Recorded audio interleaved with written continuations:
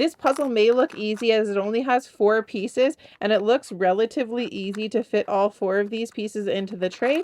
But as you can see, when you get started and you get 3 pieces into the tray, it's almost impossible to fit that 4th piece into the tray because there are hundreds of thousands of combinations to get these pieces together, but only one solution to get all 4 pieces into the tray.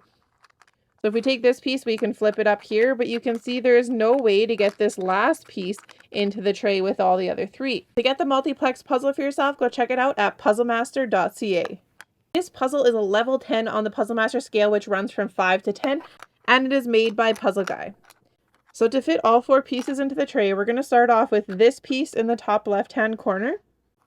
Next, take this piece and we're going to place it in the top right-hand corner. Then we can take this piece and place it in the bottom left-hand corner.